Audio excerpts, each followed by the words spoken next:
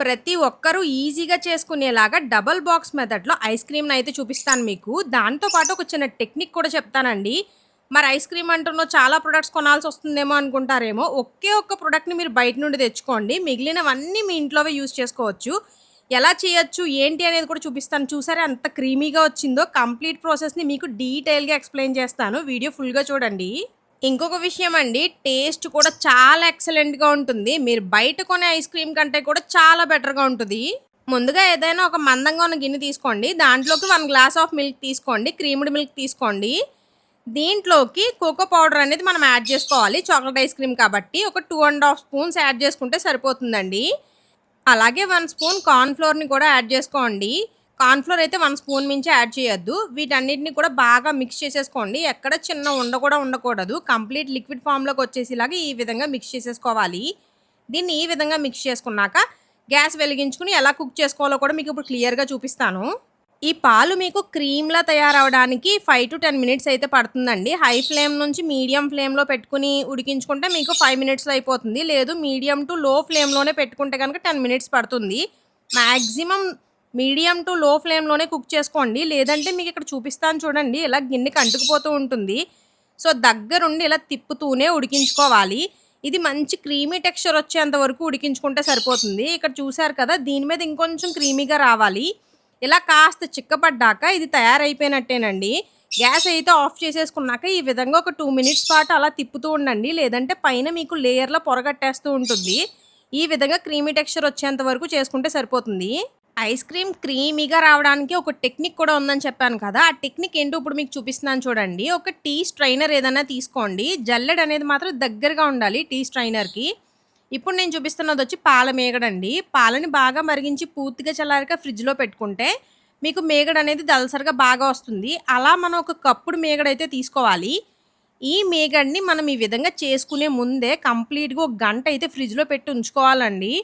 అంటే పాలల్లా కాకుండా అది కొంచెం గట్టి పడుతుందనమాట. సో, దీన్నిప్పుడు మనం ఏదైతే ఒక స్ట్రైనర్‌లోకి తీసుకుంటున్నామో దాంట్లోకి తీసుకొని ఇక్కడ నేను క్లియర్‌గా చూపిస్తాను మీకు ప్రాసెస్ ఏ విధంగా చేయొచ్చో. దీన్ని ఎలా చేసుకోలేము అనేవాళ్ళు మిక్సీ కూడా పట్టొచ్చండి. కానీ మిక్సీ పట్టడం అనేది సరిగ్గా రాకపోతే కంప్లీట్‌గా వెన్నపూస అనేది అయిపోతుందిది. సో, మాక్సిమం ఎవ్వరైనా ఈజీగా చేసుకునే ప్రాసెస్ అయితే ఈ టీ స్ట్రైనర్‌లో ఈ విధంగా తిప్పుకుంటూ ఉంటే మీగడలో మనకి ఏదైతే వెన్నపూస అవుతుందో అదంతా కూడా పైనుండిపోతుందండి. కంప్లీట్‌గా క్రీమ్ అంతా కూడా మనకి కిందకొచ్చేస్తది. ఇలా మనం ఫ్రెష్ క్రీమ్‌ని ఇంట్లోనే ఈజీగా చేసుకోవచ్చు. బయటికెళ్ళి కొని తెచ్చుకోవాల్సిన అవసరం లేదు. ఐస్ క్రీమ్ టేస్ట్ చాలా బావుంటుంది. చాలా క్రీమీగా వస్తుంది.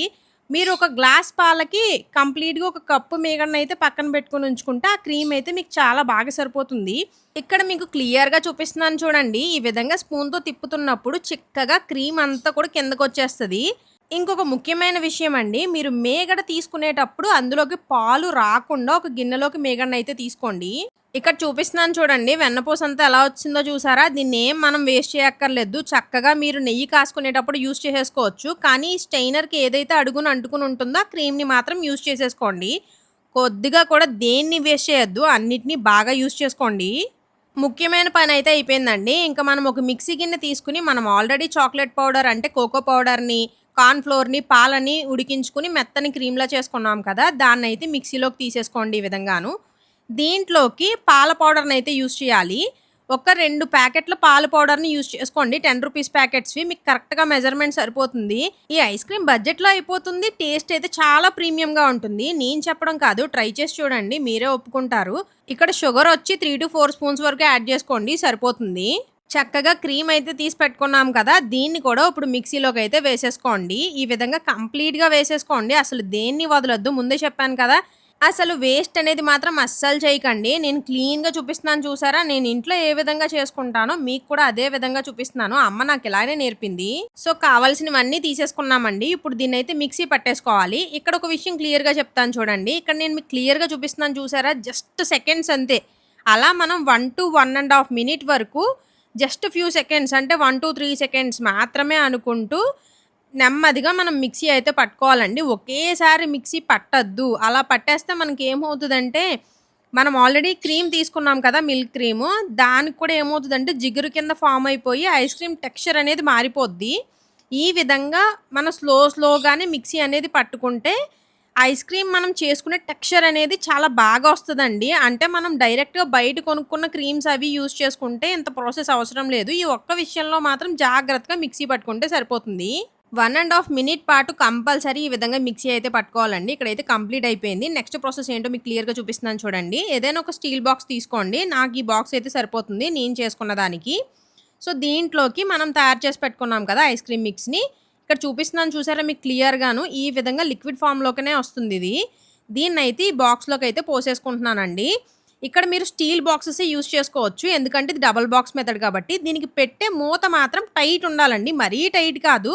కానీ టైట్‌గా ఉండేలా మాత్రం చూసుకోండి. ఈ విధంగా మూత పెట్టేసుకున్నాక దీనికంటే ఒక పెద్ద సైజ్ బాక్స్ అయితే తీసుకోండి. ఆ బాక్స్ మనం దీంట్లోకి ఏంటంటే సెంటర్‌లోకి పెట్టుకునే విధంగా ఉండాలి. కాస్త గ్యాప్ అనేది ఉండే విధంగా చూసుకోండి పెద్ద బాక్స్ అనేది మాత్రం. దీన్ని ఈ విధంగా సెంటర్‌లోకి పెట్టేసుకున్నాక, ఈ బాక్స్‌కి కూడా మీరు పెట్టే మూత అనేది కాస్త టైట్ ఉండే విధంగా చూసుకోండి. డబుల్ బాక్స్ మెథడ్ అంటే ఇంతేనండి. ఎందుకీ డబుల్ బాక్స్ మెథడ్ అనేది కూడా చెప్తాను. ఈ బాక్స్‌ని ఓవర్‌నైట్ ఫ్రిడ్జ్‌లో పెట్టేసేయండి. యాక్చువల్‌గా మనం ఐస్ క్రీమ్ చేసుకుంటే బటర్ పేపర్ కానీ, ప్లాస్టిక్ పేపర్ కానీ, పార్చ్‌మెంట్ పేపర్స్ ఇలాంటివి ఏవో ఒకటి యూజ్ చేస్తారు. అవి యూజ్ చేయడం వల్ల ఏమవుతదంటే ఐస్ క్రిస్టల్స్ అనేవి ఏర్పడకుండా ఐస్ క్రీమ్ బా వస్తుంది. సో, అవస్సలు ఏం అవసరం లేదండి. ఇలా డబుల్ బాక్స్ మెథడ్ చేసుకుంటే అసలు ఏమి యూజ్ చేయకపోయినా ఐస్ క్రీమ్ చాలా క్రీమీగా వస్తది. ఓవర్‌నైట్ అంతా ఉంచిన తర్వాత ఇక్కడ మీకు చూపిస్తున్నాను చూడండి. డబుల్ బాక్స్ మెథడ్ వల్ల ఏమవుద్దంటే ఐస్ క్రిస్టల్స్ అనేవి అస్సలు ఫార్మ్ అవ్వవు. చూసారా ఎంత క్రీమీగా వచ్చిందో మీకిప్పుడు చూపిస్తాను. కానీ ఒక మెయిన్ విషయం అండి. లోపల పెట్టే బాక్స్‌కి గానీ, ఇంకో చిన్న బాక్స్‌కి గానీ అస్సలు వాటర్ అనేది లేకుండా పెట్టుకోవాలి మీరు. ఇక్కడ చూసారా అసలు ఎంత క్రీమీగా వచ్చిందో ఐస్ క్రీమ్ అనేది. టేస్ట్ కూడా అంతే బావుంటదండి. నేను చెప్పడం కాదు. మీరొక్కసారి ట్రై చేయండి. అసలు ఇప్పటి వరకు నేను ఐస్ క్రీమ్ చెయ్యలేదు అనే వాళ్ళు కూడా చేసేయొచ్చు. టేస్ట్ కూడా చాలా బావుంటుంది. చాలా క్రీమీగా వస్తది. అసలు బయట ఐస్ క్రీమ్ కొనుక్కోవడం మానేస్తారు. అంత బావుంటదిది. ప్రతి ఒక్కరు బడ్జెట్‌లో ఇంట్లోనే చేసుకునే విధానం అండి ఇది. ఇప్పటి వరకు నాకు తెలిసి ఎవరు అయితే ఈ ప్రాసెస్‌ని ఇంత క్లియర్‌గా చెప్పలేదు. సో, ఎవ్వరైనా చేసుకోవచ్చు. అందుకే ఇంత డీటెయిల్‌గా అయితే వీడియో చేశాను. మీరు ఐస్ క్రీమ్ కొద్దిగా తిన్న తర్వాత మిగిలిన ఐస్ క్రీమ్‌ని మళ్ళీ ఆ బాక్స్ అయితే తుడిచేసుకోండి. పెద్ద బాక్స్‌ని తుడిచేసుకొని, చిన్న బాక్స్‌ని కూడా చుట్టూ తుడిచేసాక దీన్ని మళ్ళీ సేమ్ మనం డబుల్ బాక్స్ మెథడ్‌లో ముందు ఏ విధంగా పెట్టామో, అదే విధంగా పెట్టేసి ఫ్రిడ్జ్‌లో అయితే స్టోర్ చేసేసుకోవచ్చు. చాలా ఈజీ ప్రాసెస్. చాలా టేస్టీగా ఉంటది. తప్పకుండా ట్రై చేయండి.